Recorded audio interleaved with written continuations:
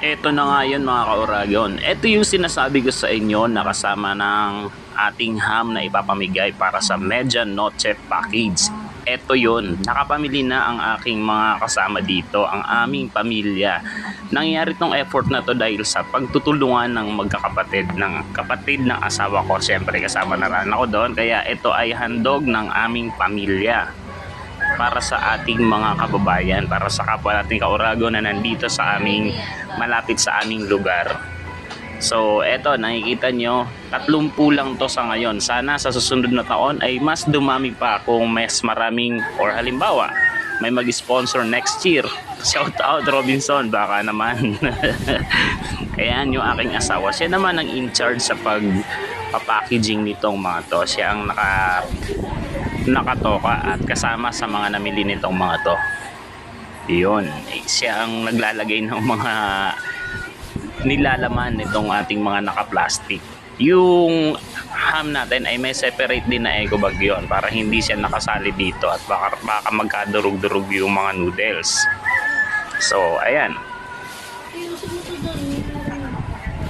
kita nyo talagang bilang na bilang yan, equally yan, lahat ng plastic ay meron yan. Kaya sana naman ay kung halimbawa itong page natin ay mas lumago pa, malay nyo sa susunod ay buong barangay na yung mabigyan namin. Ito talaga ginagawa na ng pamilya namin simula nung mga napasok sila sa trabaho. Simula nung magkaroon na ng mga trabaho, nag-aambag-ambagan.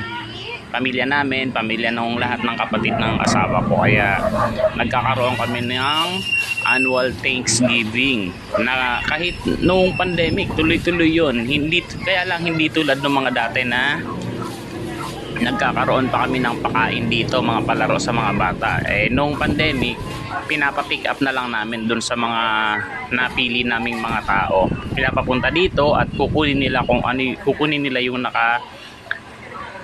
toka para sa kanila. Yun, yung ibibigay, yung ipinapamahagi natin.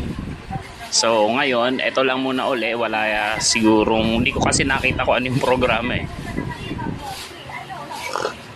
Basta ito, yung annual Thanksgiving, lagi-lagi na to, nagkakaroon ng contribution ng bawat membro ng pamilya.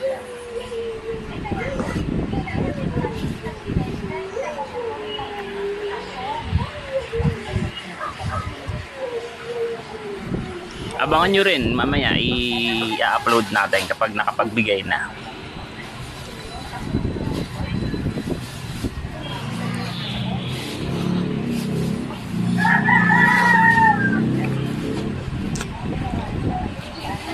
Diba? Kung magtutuloy-tuloy itong page natin, mas marami tayong mabibigyan.